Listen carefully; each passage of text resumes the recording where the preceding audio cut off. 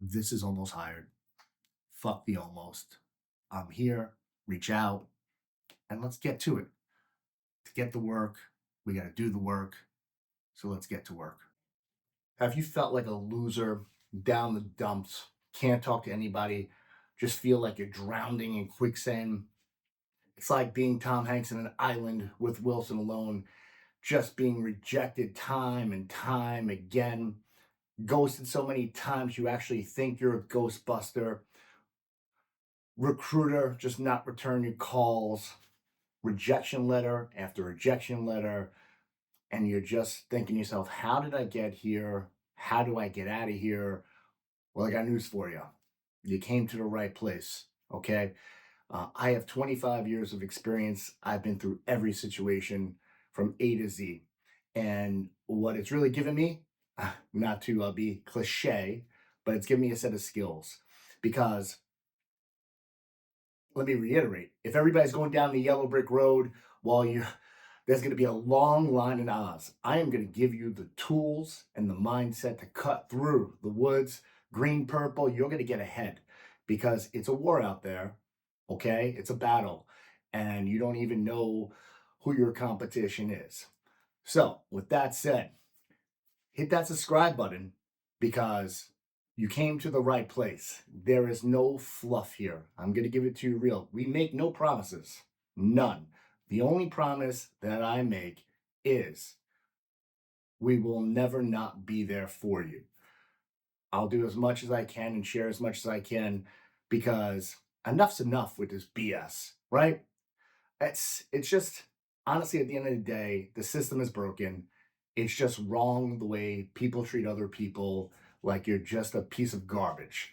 And I've literally lived it, flying to other countries. I mean, I've been all over the world and interviewed. I've been in that seat over 1,000 times. Now I know that's unbelievable to think, but it's true. I think I have a good feel for what it takes to make it work, the mindset that you need. So, if any of that sounded like you, tune in right now. We're going to start here. Whether you have been recently unemployed, you've been unemployed a while, or you think you're about to be unemployed, it doesn't matter. The tools and the mindset I'm giving you, you could be anywhere in the process. But what I'm going to do today is I'm going to take it from the step of you've just been laid off, or you're just watching this video and you're looking for answers. You've done 100 different resumes, you're cover lettered out, you just keep hitting refresh, refresh. Maybe I missed something. And it's just the circle of you know what. Well, I've been there, I've lived it, and I know how you feel. We're speaking the same language, and you don't have to feel alone here. I know when things are going shitty, it's really hard to be around other people or see other people succeed, and you don't want to drink the haterade, but it's just natural.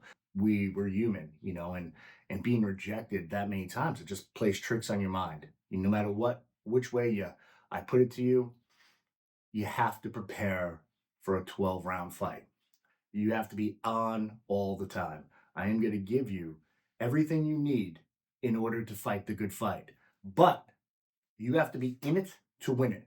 Because if you're not, how many times have you interviewed once, twice, three, four times? I mean, really, how many interviews do you need just to have some more nepotism of some boss bringing in their schmuck son or schmuck cousin, unqualified to take a position you are qualified for, and you get left at the bus stop once again, and you just don't know if you have it in you to do it again. Well, here's the thing. Batman's not coming to save you. He's just not coming. No one's going to feel sorry for you. Don't go on Facebook and cry. No matter what the weather is on the outside, you're always got to be the sunshine. You have to be the sunshine. Smile. Just smile.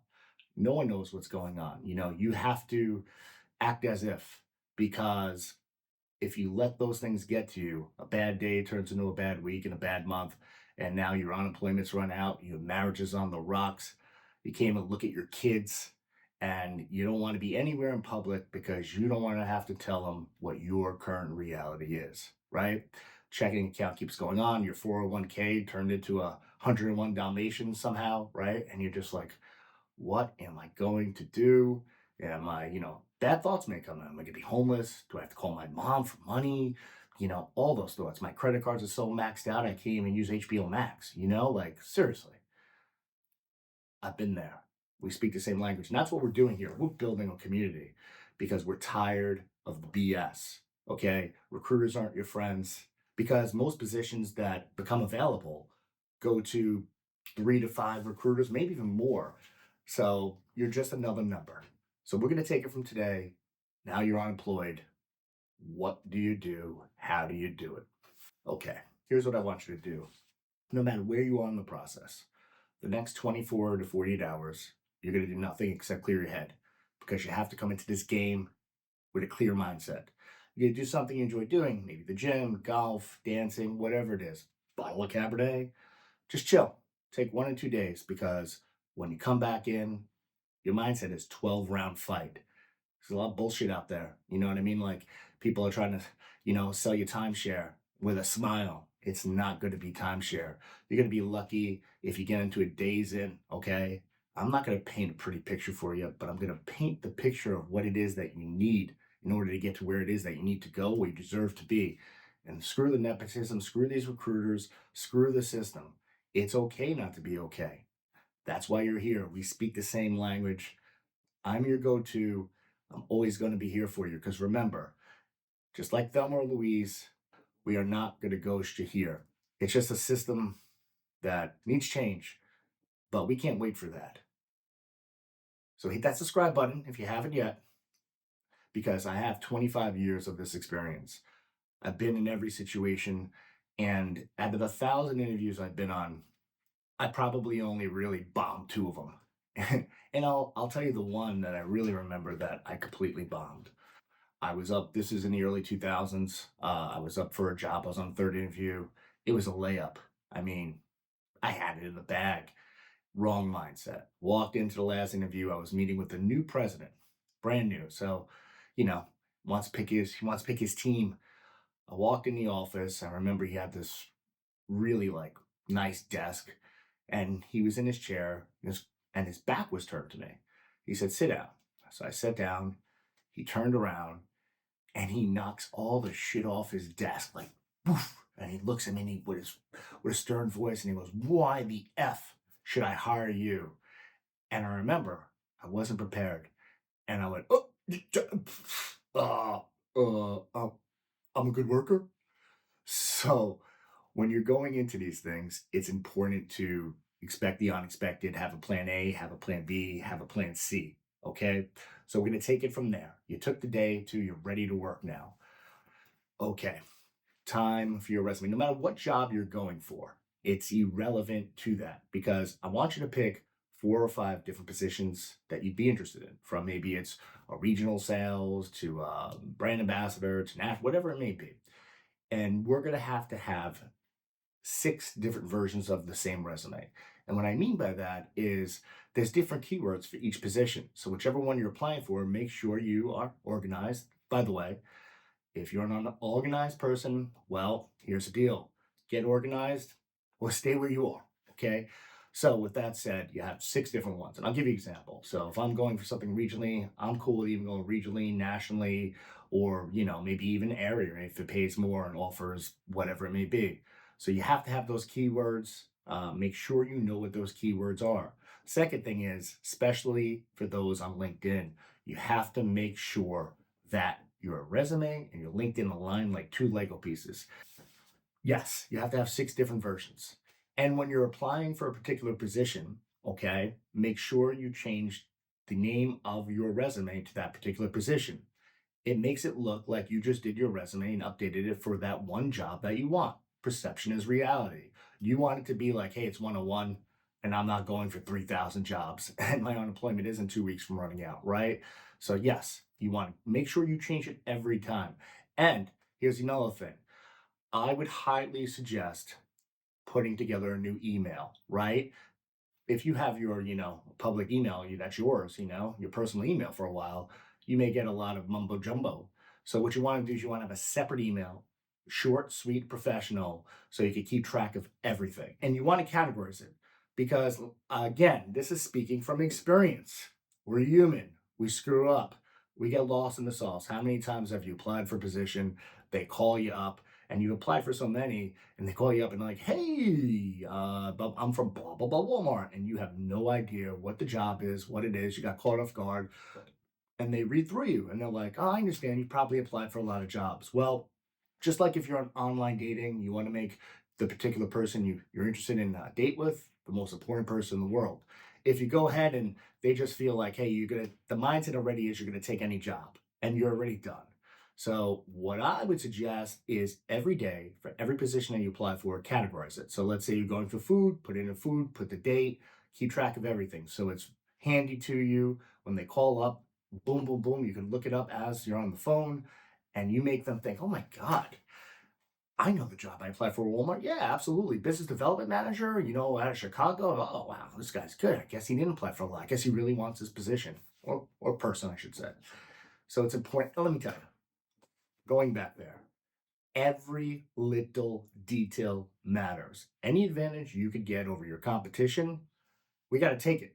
Okay. Like, listen, your way hasn't worked. If you're tuning in here, then you need some extra help. And that's what I'm here for because I realized, after doing this a long time, and my friends of old family always told me, they said, you just, it's a skill.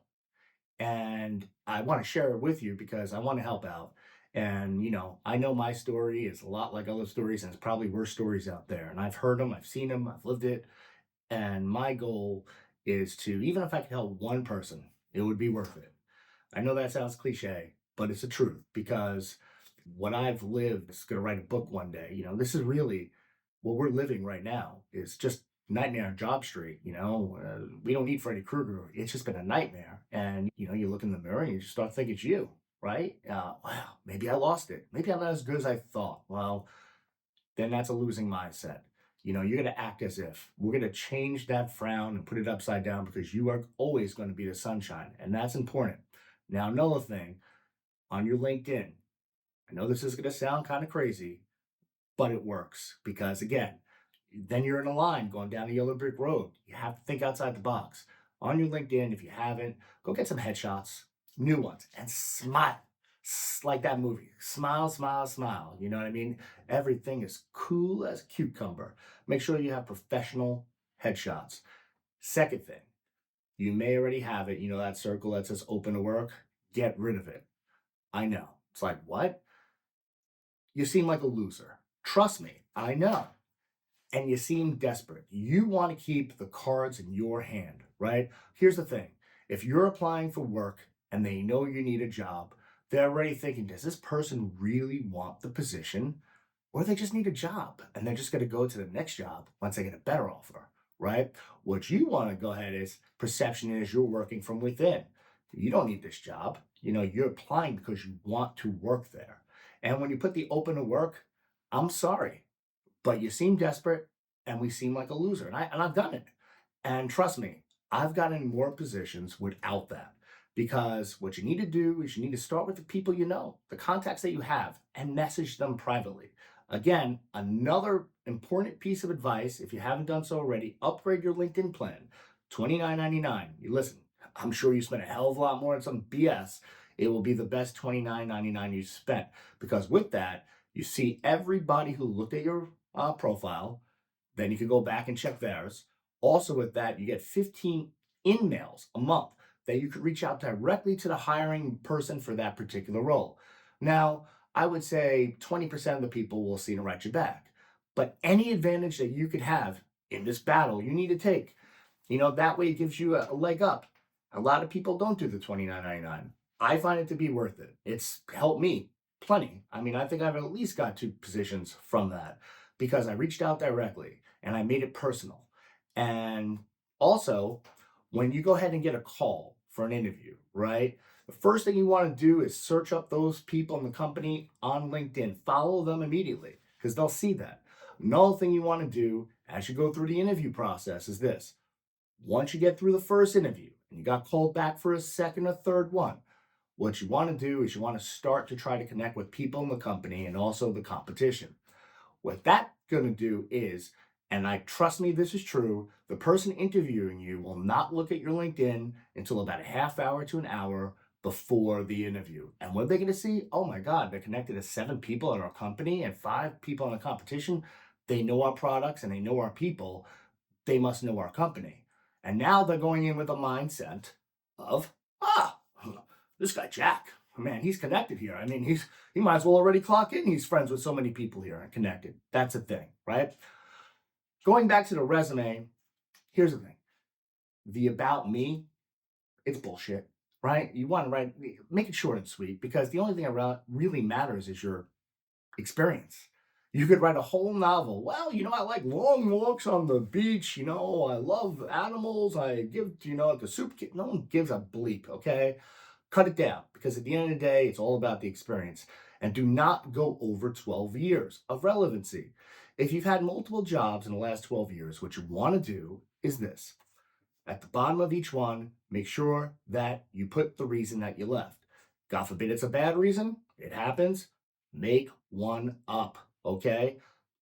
With that said, when you're doing that, make sure your references that you're going to have, because you have to plan for 7 to 10, make sure they're trying current in the last couple of years, okay? Because if they're not, then it's going to be, why aren't the references current? So we want to cut that down. We're cutting the resume down, right? We're focusing on the experience. And here's the thing, another piece of advice. If you have gaps in your resume, not a good look. Speaking from experience, what were you doing, the last 2 years besides crying into a hole and eating another freaking pint of Haagen-Dazs because you're so depressed from being unemployed?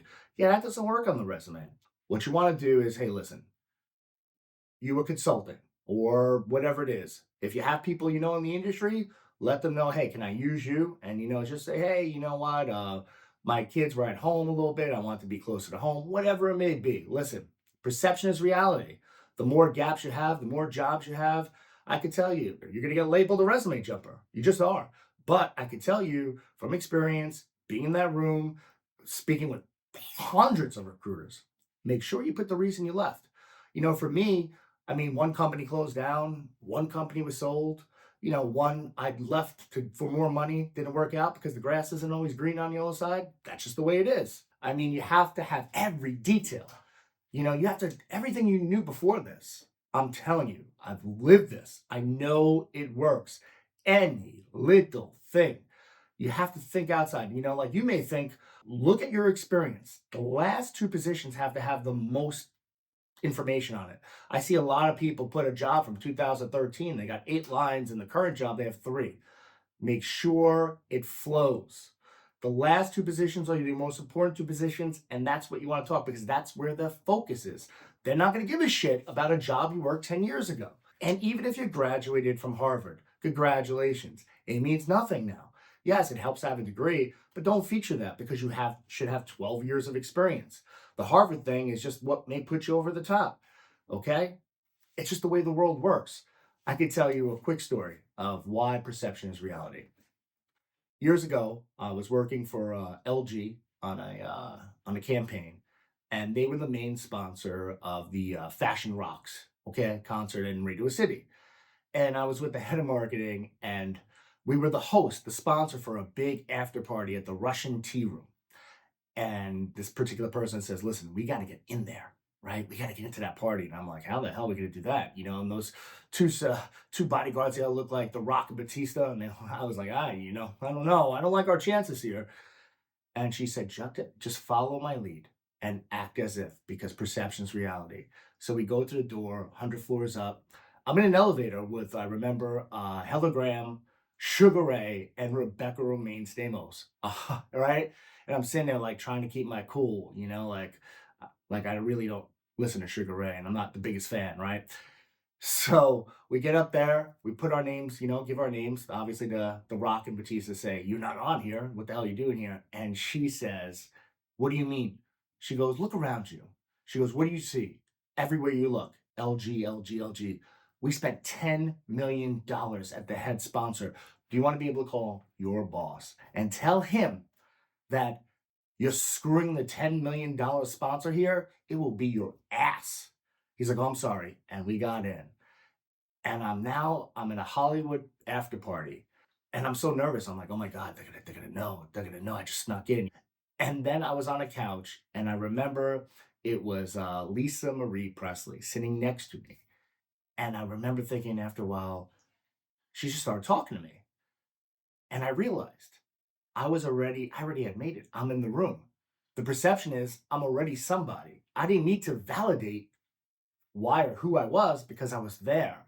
See what I'm saying? The perception is reality. So you have to make the hiring manager or whoever it is perceive that you're the right candidate and there's no reason not to. You check all the boxes twice over and there's nothing more to go. Here's another myth I am going to defuse for everybody. Not once in my life, and I've applied to thousands of jobs, did I ever, ever, and I can guarantee you this, get a job or a position because I wrote a kick-ass cover letter, follow-up thank you letter. It means nothing. Stop wasting your time on it. Okay? It's not going to make the difference because here's the thing. If they like you, they like you. I remember I went into an interview for a big job and I had no business being in that seat. I was just going to get the experience because I try to learn something from every interview. And they fell in love with me. We hit it off. Baseball fan, like we were BFF. And nothing else mattered. They didn't even look at my resume. They just liked me. And that's the thing. You're in a battle, and this is about quantity. I'm sorry. You have to apply. It's a numbers game. And I can tell you on LinkedIn, the places that give you a long application or what's the reason you want to work here? All right, duh, the reason I want to work here. Here's my resume. I applied. Obviously, I want to work there. Listen, you can't change stupid. You have to move on. The more the merrier. I could tell you 80% of the positions I've ever gotten were from the easy to apply. And I filled out hundreds of full applications, like an hour personalities test, cover letters, the reason why, the craziest shit, right? And just click and click and click. And then you wonder why you have carpal tunnel. Stop. Remember, they're painting this picture for you, right? It's BS. It's all BS. Like my kids just found out Santa wasn't real. It did break my heart, but you know what? They realized they were being sold a bag of shit. Okay? If you see a position and they want to know the reason or a cover letter or this letter or that, buy next. I promise you, you are going to have the same, it's more, actually, a hell of a lot more success rate moving the needle. You got to put your name out there. Applying to 2, 3 jobs a day isn't going to cut it. Trust me. Here's the thing. LinkedIn is the number one for online jobs. They're 10 to 12% success rate. That's the highest. Okay. Indeed, second, 8 to 10%. Now, I also use Force Brands because I'm that feeling. Those are the 3 I would use. That's it. So focus in on there. And here's the thing, too. If you see the same position on Indeed and LinkedIn, don't apply twice. It's not going to help you. Now, here's a couple tricks of the trade. You have to go in with a different mindset than you've had before because obviously that has not worked. It's all a mental game. With that said, Friday and Saturday, you should never ever apply for one thing. Here's the thing. All HR, recruiter, and all those people who look at resumes or the hiring person, they do it on Monday and Tuesday. And if it's a really good job, odds are they're going to get a lot of applications. The real trick is they always look at the ones on top, right? So usually first thing Monday morning is when they do it. So about 8 p.m. Sunday night for about 3 hours, that's when you start applying because you'll be ahead and your name will be at the top. I'm sure you never thought about that, but it's the littlest things. Monday and Tuesday is really the only day that they look. But Wednesday and Thursday, I would still apply because sometimes people may be in the office, but that's it. Sunday night to about Thursday, that's it. That's when you apply. Also, when you get a call for an interview and they're like, what times are you available? Can you share sometimes? Always share a 2-hour window in the morning and a 2-hour window in the afternoon. Don't go all day. You seem desperate. Again, perception is reality. They're like, oh, this guy's a loser. They're already perceiving something before they even go in. That's not what you want. You want to give off like, you're so important. that, I'll fit you in because you need me. I don't need you. It matters. It matters because, like I said before, they're also keen to hiring people who already work and don't need the position because you want to work from a strength. If you're working from a weakness, you're already behind the eight ball. And now, you're up against 25-year-olds who may still live at home and they're willing to accept $30,000, $40,000 less. And it's happened. I could remember numerous times it's happened. Okay, here's the deal. I'm definitely going to offer, with our boot camps and, the one-on-ones, I am definitely going to review your resume for you. But this show and this brand, this community, it's not about resumes. It's 80% mental, right? It's any little thing you could do because you have the experience on the resume. We just have to kind of fix it up a little bit to show what you want. It's kind of like if you have a great outfit, but the lighting is bad, it may not give off the right, impression. So, we want to give off the right lighting here. It's all about that. Here's the deal. LinkedIn's number one. It doesn't make a difference of what it is that you do, but it doesn't matter. So if you're wasting your time on ZipRecruiter, Glassdoor, and any of that BS, it's useless. You want to go where your name is going to get the best chance to get hired. And that's LinkedIn, that's Indeed. And you know what? That's through your contacts. Again, if you can and you recently were laid off or whatever it is, try to wait 4 to 6 weeks before you update your LinkedIn. Trust me, because they'll still see you're employed. And that's going to make a difference because I could tell you they want people who are already employed because it gives them the answer that they want to work here and be here because they want to, not because, oh my God, they just borrowed 10 grand from their parents and it's going to crap. That's not the perception that you want to give. Now, here's another great piece of advice about the interview. You've cleaned up the resume, you got that new smile on LinkedIn, you upgraded, we're rocking and rolling. We know to start Sunday night straight through to Thursday. We have a plan. We're not just going out there like Brett Favre and throwing up Hail Marys. We have a plan. We are the Patrick Mahomes of resumes and interviews, even though I'm not wearing red. Okay, well, here's the thing. I always, always, always, always do a first interview in my car. You're like, what? Sometimes you don't need to say anything. If I have chocolate all over my face, do I need to tell you that I just had chocolate ice cream? No, I don't. If you're in your car, you're dressed up, you are telling the person interviewing you, I am doing exactly what this job is you're hiring for right now. I'm on the go. I'm in the field. I'm pulled over. And the way I always start it is, I want to apologize. Yeah, I'm in between meetings, but I made time here. You know what I mean? I really was excited and I didn't want to miss this opportunity. And let me tell you, it works every time as long as you have a decent interview, right? And look at the times for the interviews that they're giving you. Is it 15 minutes? Is it 30 minutes? Is it an hour? If it's 15 minutes, it's just a screening. You know, you listen. If you're good and you got good experience, you'll get past the screening and you go on to a 30-minute because you have to have your plan in place for what it is that it is. If you're in a 60-minute interview, you have to do your research. You have to be prepared to go, right? And any little thing you could find. What I usually suggest is this, whether it's 30 or 60, try to find some information on the company that maybe not be available. Really dig deep and pop one in. All you have to do is mention it and then say, yeah, I've spoken to a lot of people about your company, really researching it. And if you throw something out there that not everybody knows, like 7-Eleven started as an ice company for the first 30 plus years. Really? Did you know Chuck E. Cheese was started by the person who created Atari? Oh my God, right? Not everybody knows some information. You throw it out there, the perception is, wow, this person's really done their homework. You're in the car, this person's really on it. They're a go-getter, they're a hustler. That's the type of people we want working here, right? Now they think you're working. Remember, even if you're not working, you're working. Because again, what is it? Perception is reality. I'm sorry, that's the world we live in. It's a kill or be killed world. So there's not going to be fluff here. I've said that from the beginning of the show. No bullshit. I'm going to be transparent and straight up because that's what you need. I'm not here to tell you what you want to hear. I am here to tell you what you need to hear. Like I say to my kids, if you want to get the work, you got to do the work. Maybe you think you've been doing the work, but you haven't. Because I can tell you, some of your competitions maybe done these things, and then you're wondering, Why me? Why not me? Any little thing happens. Now we are on to the second interview because you're so good. You're great, right?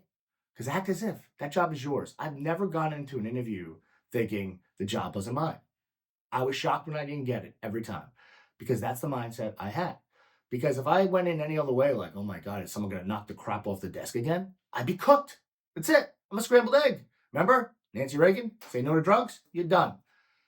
For an interview with a potential boss, executive, whatever it may be, you want to do it. That's when you're not in the car, okay? And just because they blur their backgrounds, not you. You want to have a blank wall behind you. You want it to be smooth. And here's the thing: if you don't have a room where you think you can interview, well, you better make one. I mean, on Amazon, I was able to get the soundproof foam for about $30. Fill up a room. Just have it blank behind you, and make sure that you try to like you try to schedule that when maybe the kids are at school.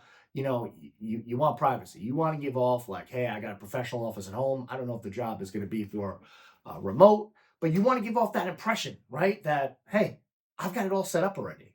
This is my home office. I've been working like this. you hey, hire me today, tomorrow, look, make sure you have a quiet place. Do not blur. And here's the thing also, another tip, because this has happened to me. And I can tell you sometimes when you're going into an interview, and a big one, right? And you really want the job, you're just sitting there maybe half hour beforehand, and you're just going through all your notes, and you're just like, papers all over. You're like, okay, the company was started in 1938. Was started by Dean Smith.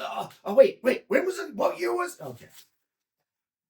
Before you get to that part of that, make sure your apps are all up to date for Zoom, Google, Microsoft, because I can tell you, I've done that. And then a minute or two before I'm trying to log in and the app isn't a date, and now I'm 2 minutes late and I'm done. They could be 9 minutes late. It's a double standard. I called the double Zoom, right? They just mosey on in 9 minutes late, no problem. You can't do that. So what you want to do is about a half hour beforehand, make sure your app's up to date, check in, go on, make sure everything's good to go, you got a good signal, and then get back to it. Now here's the thing: if I'm up for a big position, and I've been up for plenty, and you had to do your homework, present, whatever it is, like you really had to be on your A game.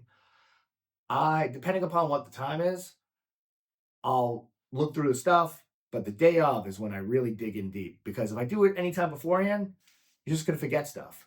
I am like 2 hours beforehand, you know what I mean? So it's fresh in my mind, like kind of like a script, so when they ask you the question, you know it. Now here's the thing: never ever use the same closing question for the same company through the process. You have to have 10 different ones. So what you want to do is obviously, you definitely want to have one generic. How's the culture? What's expected of me in the first 90 days? Where do I go from here? Then you want to have something unique, kind of thrown out there. Like, hey, I looked into your, portfolio, and I see that you discontinued this particular SKU. Is it coming back because it accounted for 26% of your sales in 2024? Like, throw something out there they didn't see coming, right? So you kind of stand out. And I mean, there's no bad answer. Sometimes I remember I was being interviewed by somebody, and they were very stern, one of those like drill sergeants, very serious. And again, you are always a chameleon to your audience. So remember, a lot of it's a test. Here's another key, just thought of it. If you're in an interview and the person interviewing you curses and uses a word like shit, beep, beep, beep, beep, beep, that is not the go sign for you to. Okay, a lot of this is a test. How do you react to it, right? I can remember once I was presenting to a certain buyer for a certain big retailer, and they were very racist. And, it was uncomfortable, but my job is to, go to 30 minutes. It was definitely uncomfortable. But again, if I report back or I don't think that it's me, right? Because the company, I want it. So just because they're being racist doesn't mean I'm going to make believe I am. That's the trick, right? Like, listen, less is more, right? Prepare for the unexpected. The question I asked was, what do you enjoy most about working here? And it caught him off guard. They went on 15 more minutes, 10 minutes over the limit talking about it. Because in this world, no matter who you are, we always love talking about ourselves. Even the people who say they don't, they do. We love hearing our name and where we're from. Why is it that every time, like you're at a comedy show or something, whatever it may be, they're like, hey, is anybody here from Cleveland, Ohio? Ah, I'm from Cleveland. Or why is it every time I go to the airport, we would buy one of those stupid like nameplates for $20? Oh my God, it has my name on it. I'm special. People love talking about themselves. Use that to your advantage. And listen, even if they're serious, trust me, they like talking about themselves. I can tell you that. So let them take it over. Hand them the mic. And remember, the last question is you always close it. You close in different ways through the process of an interview. The last question is always the closing question. I would be like more like it could be a closing statement instead of a question, vice versa. I mean, I've been in positions where I was like, hey, it was the last sale. The lights were going off, right? It was last call. I was trying to get that drink in, and I'll say something to the extent of, you know, I've interviewed with companies, and I can tell you this company, I've researched this position. It checks all the boxes for me. Your culture, your growth. It's somewhere where I really could see myself long term. Okay, that's a closing statement. Closing question could be, hey, I know you have a trade show coming up. Do you think you're going to have this role filled and I could start? Remember, put yourself in the position. A lot of the times, subconsciously, right? Like I believe in that. Throughout the process of an interview, I'm saying we instead of I, right? I'm already putting in their head that we're a team. So I would say, so what are our goals for the third quarter? What's our newest product? What's our we, right? Right? I'm putting in the head that we're a team. We're a team already. Then I get them to talk about themselves. You got to control the interview. If if they're the sheriff and they're the one driving, take the wheel. What's the worst thing that happens? You don't get the position. Don't be afraid to take some chances. Don't be afraid to say something off the wall. Obviously keep it professional, but go get it. Say, hey, I reached out to blah blah blah from your company. Oh, we've been talking. Whatever it may be. I remember I was interviewing for a position, and there was an upcoming trade show, and I put myself there. I said, I know you got a trade show coming up. And man, I've done 200 of those. Man, I've got the most business I've ever had from that particular trade show. I'm telling that person it's going to be great and smart of you to hire me and get my ass to that show, right? It's any little thing. It's the details. That's what this show, community, it's about the details. It's about offering any extra bullets you have in your battle. Because again, it's battle. You don't know who your opponent is. And here's another piece of advice. It sucks that we have to worry and think about what it is we say, what it is that we wear, everything. The goal here is to not give a fuck. So we get to that spot where we don't, right? Like that's the goal. Where we get to a spot in our life and our career, in terms of earnings, whatever it may be, that we don't have to think about it. Like, right? That's what Mark Cuban said. And I take the piece of advice. And the story goes, if you're in a room and you're in the most important person in the room, well, you're in the wrong room.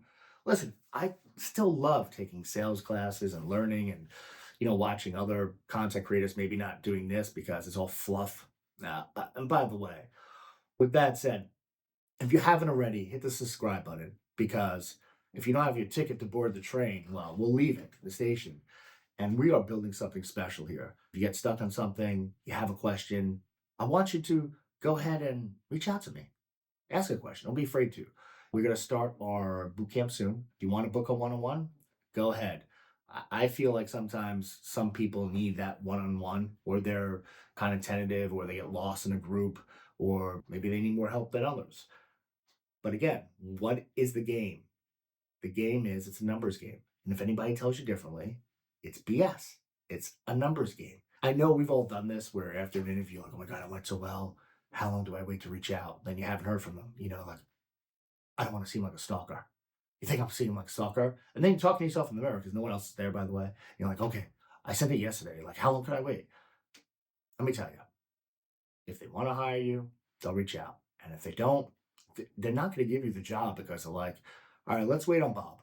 If Bob emails us back in 2 or 3 days, we'll give him the job. But if he doesn't, screw Bob. It doesn't work that way. they want to hire you, they hire you. And here's another thing. You have not won the battle until you get a start date. So even if you knock around the park, even if they ask you what you want, even if they ask you for references, you keep going. You hit 12 rounds. Just keep going. Remember, if you have a bad day, and you will have a lot of bad days, I promise you. This process sucks. It's like going to the dentist. Okay? The mindset is 12 rounds. And rounds 1 through 11 may suck. Expect the worst, hope for the best. But no matter what, remember, nobody's coming with a boat to save you. Nobody feels bad for you. If you feel bad for yourself, then you're giving off the wrong energy. And I've done that. It's important that whether you have a good day, a bad day in this process, Men in Black, wipe it. It sucks, but we've got no choice. We got to keep moving. You got to keep moving. You just do, and stay organized. Okay. All these things add up. Remember, you want to stay ahead of your competition in any way you possibly can. Here's another piece, and then we're going to end here soon. If you're going for a position that requires travel and you live in maybe not a popular town, well area, so what you want to do is I actually got an address in a city 8 minutes with an airport next to it, and I got a virtual address. I paid an extra $69 because PO box isn't going to cut it. Then you really seem desperate, right? A PO box. What's it got, a fax machine and a beeper too? So what you want to do is get that virtual. It's worth it. So listen, you're spending $100 a month between LinkedIn and this. It's worth it because you want to give off that. You want to give off that you live next to an airport, right? That's what you want to do. That's what you need to do. And another thing, a last piece of advice here is when you are applying and doing all this stuff, it's important that you keep your same schedule that you had when you were employed because it's easy to start bad habits. So if you woke up at 6:30, wake up at 6:30. If you go to bed at 11, go to bed at 11. If you worked out 4 days a week, work out 4 days a week. Okay? Try not to change anything. Keep in that same mindset of work, right? If you're in the mindset of work, then you're working, right? Because in order to get the work, you got to do the work. So don't change anything because, it's like what that game, Jenga, things will start to fall down. I promise you. But these things that I am sharing with you, I promise you, they will work. Like the world that we live in is so lazy, but you can't be. You have to speed it up. You know what I mean? You have to win that Daytona 500. Remember, 401k turns to 101k real quick. The system's broken. It just is. And all these things I'm telling you about, listen, it's the only way to get in and fix a broken system is to do it together. And also, all these little tips, all these things are going to make you stand out. And here's the thing, it's the resume Olympics. Think about that way. That's what this is. It's a nightmare on Job Street. But what you need is the ammo to fight the battle. And that's why you're here. I'm not going anywhere. I thank you again. And remember, hit subscribe because in order to get the work, you got to do the work.